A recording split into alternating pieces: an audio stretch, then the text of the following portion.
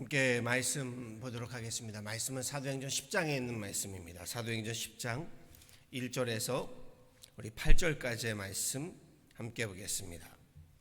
사도행전 10장 1절에서 8절까지의 말씀입니다. 우리 함께 10장 1절에서 8절의 말씀 한 목소리로 합독하도록 하시죠. 함께 합독하십니다. 가이사랴에 고넬료라 하는 사람이 있으니 이달리아 부다라 하는 군대의 백부장이라. 그가 경건하여 온 집안과 더불어 하나님을 경외하며 백성을 많이 구제하고 하나님께 항상 기도하더니 하루는 채 9시쯤 되어 환상 중에 밝히 보매 하나님의 사자가 들어와 이르되 고넬료야 하니, 고넬료가 주목하여 보고 두려워 이르되 주여 무슨 일이니이까? 천사가 이르되 내 기도와 구제가 하나님 앞에 상달되어 기억하신 바가 되었으니 내가 지금 사람들을 요바에 보내어 베드로라 하는 시몬을 청하라. 그는 무두장이 시몬의 집에 유숙하니 그 집은 해변에 있다 하더라.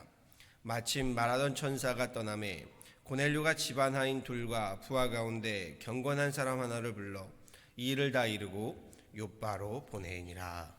아멘.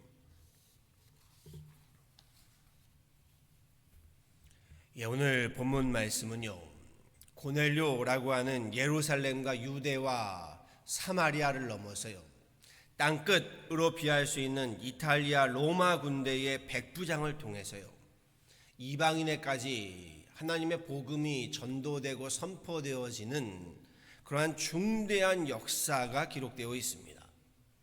먼저 유대인들에게 가장 중요한 율법은요 안식일법과 정결법입니다. 이 정결법, 이는 안식일을 위한 제사의 정결법으로 시작되었는데 시간이 흐르면서요 유대 사회의 문화와 전통이 되어서 제사와 제물을 정결하게 구별하던 법이요 사람의 신분을 구분하는 법으로 변질되어 갔습니다. 유대인들은 이 정결법으로요 사람의 신분과 혈통을 정결함과 부정함으로 구분하였습니다. 유대인의 관점에서요 그러다 보니 이방인은 부정한 그러한 사람들입니다. 저들과 음식을 함께 먹는다든가 그들과 함께 말을 섞는다라는 것은 부정한 일로 여겨졌습니다. 특별히 종교인들이라면요, 종교 지도자들이라면 저들을 만난다는 것은 부정한 짓 가운데도 더욱 부정한 행위라고 보았습니다. 때문에 유대인들은요 같은 혈통임에도 불구하고요 이방인의 피가 섞였다라는 이유로 사마리아인들을 무시하고 경시하고 멀리했습니다. 참으로 어처구니가 없는 일이지요.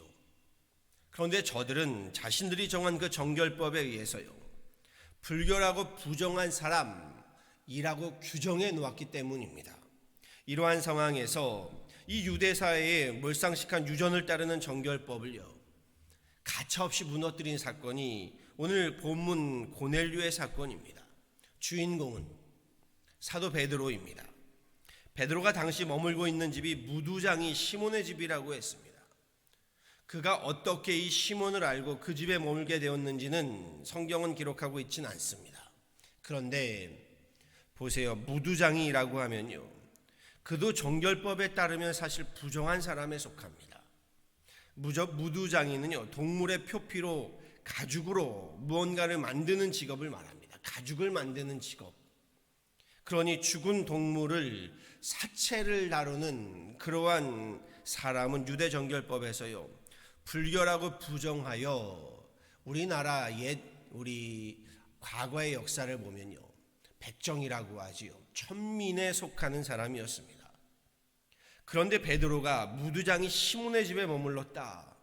이 사실은요 여러 가지로 예측할 수가 있습니다. 기독교의 박해와 핍박에 숨어 있을 곳이 마땅하지 않아서 그곳까지 이르게 되었다라고 볼 수도 있고요. 그런데 그보다는요 우리 사도 베드로 역시 본인도 어부 출신입니다. 그러니 무두장이의 집에 자유롭게 다가갈 수 있었다라는 것을 이야기하기도 하지요. 즉 사도 베드로의 신분이요 본인 스스로도 본인과 비슷한 주변에 있는 사람들과의 인맥이 있었다는 겁니다. 여기서 고넬료 사건으로 이어집니다. 오히려 고넬료는요, 비록 유대인의 관점으로 보면 불결한 이방인이지만요, 그는 혈통적으로 불결한 이방인으로 우리가 유대인들이 이렇게 낙점할 수 있을지 몰라도요, 오히려 사회적으로 그가 더 양반이라고 해야 할까요? 그러한 사람입니다. 그런데 오늘 성경은요, 그를 표현하기를 이렇게 이야기합니다. 경건하여 온 집안과 더불어 하나님을 경외하며 백성을 많이 구제하고 하나님께 항상 기도하였다라는 의인이라고 이야기합니다. 고넬료는요, 사람의 법으로는 불결한 이방인이라고 할 수 있을런지는 몰라도요, 성령의 법으로는요, 하나님을 두려워하는 의인이었다라는 것입니다. 하나님을 두려워하였다, 영어로 보았더니 God fear라고 되어 있습니다. 하나님을 두려워하였다, 이것을 한자로 하나님을 경외한다라고 말하는 거지요. 일반적으로 그 당시에는요, 하나님을 두려워하는 우리 이스라엘의 예루살렘의 이 지역을 통과하는 이방인들이 제법 많았습니다. 이들은 할례를 받지 않았고요, 유대교로 개종도 하지는 않았지만 유대인들처럼 율법도 준수하고요, 또 어떤 이들은 안식일이면 회당에 참여하여 함께 제사도 예배도 드렸습니다. 하지만 유대인 입장에서요, 이방인의 구원 문제는요, 저들의 율법의 전통이 중요했습니다. 특별히 무엇을 중시 여겼나요? 할례를 중시 여겼습니다. 혈통을 중시 여겨서 이방인이 구원을 받으려면 유대인이 되어야만 했습니다. 유대인이 되려면 할례를 받아야 했지요. 그래서 훗날 그리스도인들이요, 예수 그리스도를 믿음에도, 이 믿음에도 할례가 필요하다 아니다 이러면서 율법적인 문제를 놓고 그토록 집요하게 논쟁하였던 겁니다. 할례 문제와 함께 우리 성경에 보면 가장 큰 이슈가 되었던 것이 음식 문화였지요. 할례를 베풀어야 한다, 그리고 음식도 구약의 우리 율법에 따라야 한다라는 것을 많이 논쟁하였습니다. 문제는요, 본래 혈통이 다른 이방인인데요, 할례를 받는다고 해서 어떻게 혈통적으로 유대인이 될 수 있느냐라는 겁니다. 우리는 한인이지요. 그런데 할례를 받는다고 해서 우리가 어떻게 유대인이 되겠습니까? 할례가요, 그 혈통이요, 구원에 이르게 하는 것이 아닌 겁니다. 과거 우리나라도요, 할례와 혈통에 버금가는 것이 있었습니다. 다름 아닌 가문의 족보였습니다. 가문의 족보로요, 사람을 구별했습니다. 이 사람이 정결한지 부정한지, 존귀한지 또한 천한지를요, 이 가문의 족보로 구분했습니다. 그래서 돈을 주고서라도 이 가문의 족보를 사고는 했습니다.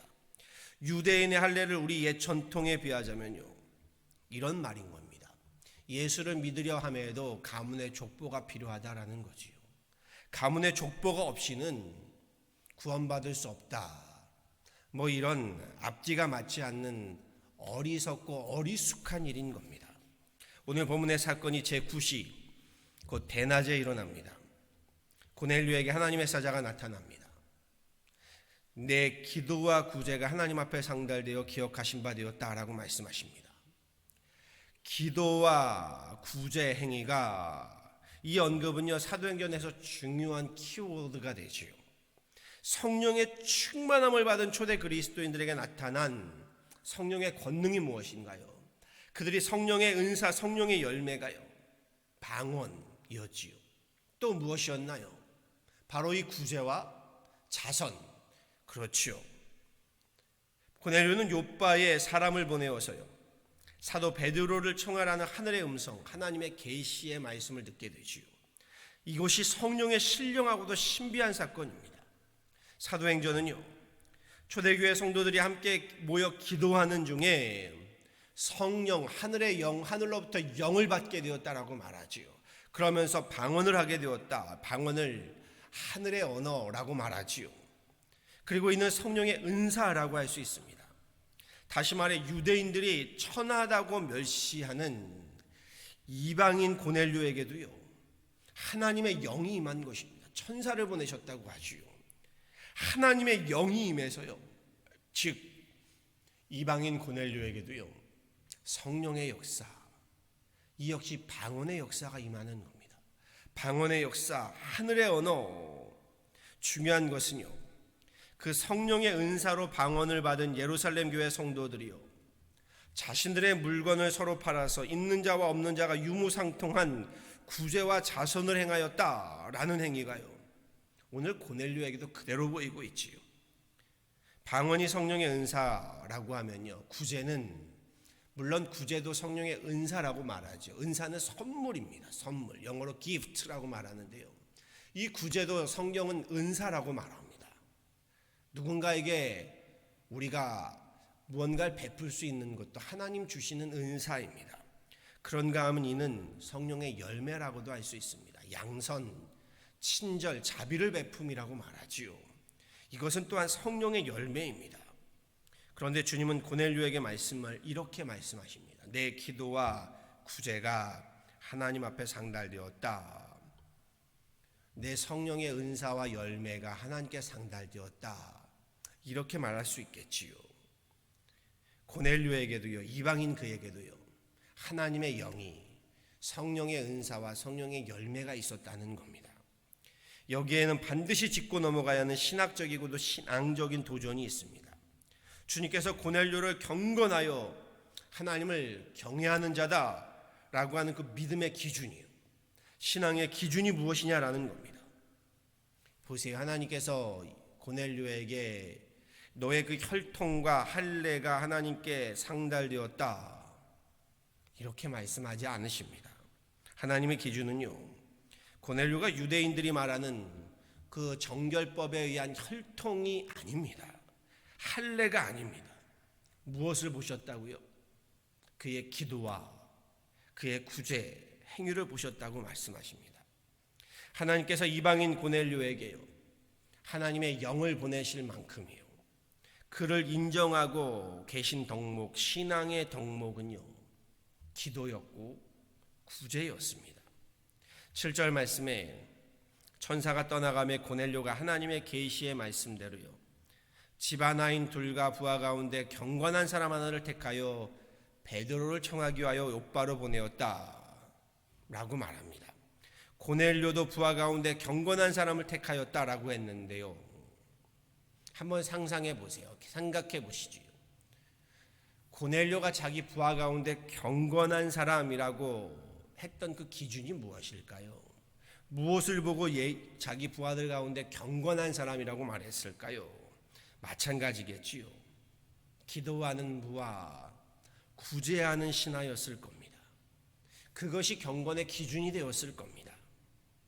오해하시면 안 됩니다. 혈통이나 할례가요, 나쁘다, 악하다, 죄다 라고 말씀드리는 거 아닙니다.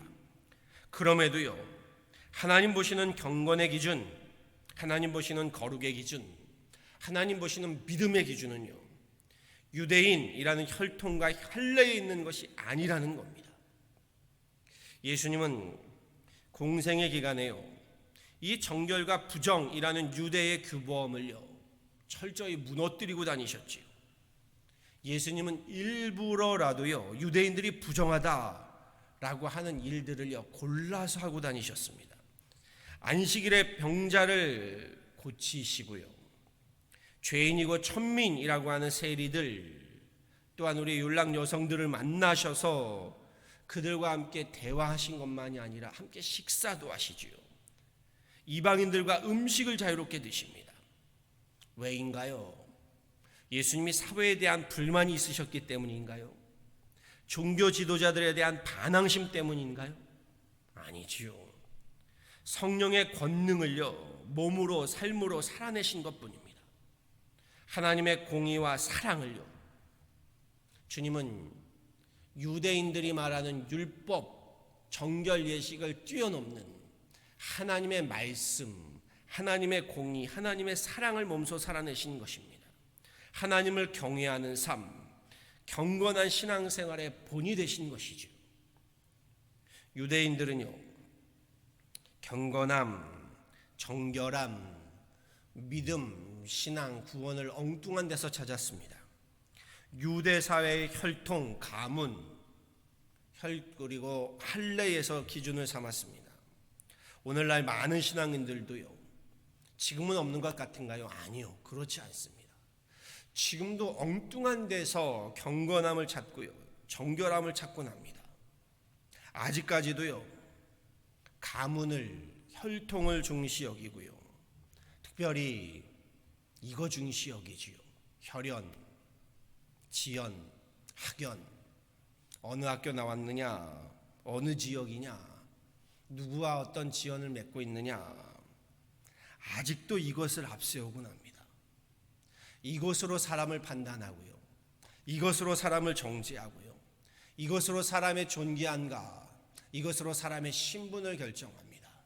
심지어는 이것으로 구원도, 하나님의 말씀도, 지금의 계속해서 말씀드리게 되지만 좌냐 우냐도요, 결국 이것 가지고 많이 따집니다. 그렇지요. 그런데 그렇지 않다는 겁니다. 본문 말씀처럼요, 하나님은 우리에게 성령의 열매를 보신다는 겁니다. 성령의 은사를 보신다는 겁니다. 우리의 경건한 신앙의 삶이요, 이것으로 우리의 믿음을 보신다는 겁니다. 우리의 기도 생활을 보시고요, 우리의 예배 생활을 보시고요, 우리의 구제 생활, 우리의 예물 생활, 헌금 생활을 보신다는 겁니다. 하나님 앞에 학연과 지연과 혈연은요, 중요하지 않습니다. 하나님 앞에 상달되는 것은요, 학연, 지연, 혈연이 아닙니다. 기도 생활이고 구제 생활이고 신앙 생활입니다. 하나님을 두려워하는 그 경외함입니다. 바라고 소망합니다.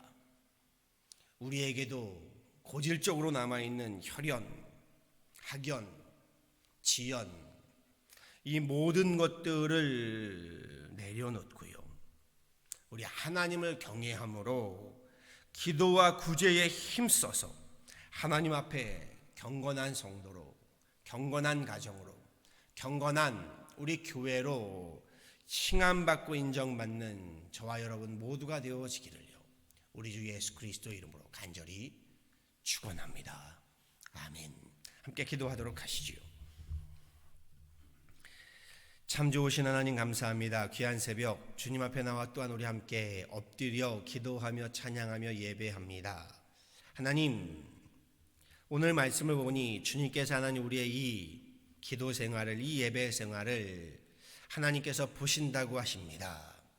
하나님, 우리의 신앙 생활을 우리가 하나님 앞에 하나님 예배를 드리고 기도를 드리고 예물을 드리고 찬양을 드리고 하나님 구제하고 또한 하나님 선교하고 전도하고 우리 함께 봉사하고 헌신하며 이 모든 하나님 신앙의 생활을 주님께서 보시고 이것으로 하나님 우리를 경건하다, 거룩하다 라고 하나님 칭하시며 인정하신다고 하셨습니다. 주님, 그럼에도 불구하고 우리가 하나님 혈연과 지연의 학연에 매이는 이 어리석음들을 버리게 하여 주옵소서. 하나님 가문의 혈통을 따르려고 하고 하나님 우리 스스로 하나님 정해놓은 우리의 정결법으로 사람을 하나님 구별하는 어리석음을 버리게 하여 주옵소서. 주님, 기도하고 간구하오니 오늘 또한 이렇게 이 새벽에 주님 앞에 하나님 우리 함께 예배하며 기도할 때에 하나님 이 자리에 함께한 모든 이들의 하나님 그 경건함을 주님께서 인정하여 주시고 나아가 하나님 영상을 통하여 또한 함께 예배하는 모든 이들의 그 하나님 그 기도와 예배 가운데 하나님의 거룩하심으로 하나님 인쳐 주옵소서. 주님, 그리할 때에 지금의 모든 이 하나님 팬데믹의 상황들을 우리 혈연과 지연과 학연으로 하나님 세상의 하나님 기준으로 우리 타파하고 이겨내려고 할 것이 아니라 우리 다시 복음으로, 다시 믿음으로, 다시 말씀으로, 성령의 권능으로, 성령의 은사로, 성령의 열매로 하나님 우리 능히 이겨내게 하여 주옵소서. 우리에게도 기도가, 우리에게도 구제가 하나님 앞에 상달될 수 있는 그런 귀한 신앙이 되게 하시고 우리의 생활이 되게 하여 주옵소서. 우리 팬데믹으로 어려운 가운데 있는 가정들, 우리 교우들, 성도들을 기억하며 우리가 하나님 주님의 손으로 주님의 심장으로 함께 다가가게 하시고 우리 함께 저들을 위하여 기도하게 하시며 또한 교회의 모든 목회 사역이 주님 오늘 말씀과도 같이 구제와 또한 기도로 하나님 앞에 온전히 상달되는 그런 귀한 우리 유난 한인교회 되게 하여 주옵소서. 귀한 새벽 주님 앞에 나와 기도하며 예배하는 하나님의 귀한 권속들을 기억하여 주시고 주님 우리의 기도와 우리의 예배가 주님께 상달되어 하나님께서 우리의 기도에 귀 기울이시고 이 새벽에 주님 앞에 나와 기도하는 그 모든 애절한 간구와 하나님 참여와 하나님 앞에 간구함에 하늘의 크고 비밀한 은혜와 은총으로 채우시는 놀라운 축복을 덧입혀 주옵소서. 감사하고 이 모든 건 예수 그리스도로 받들어 간절히 기도하였습니다.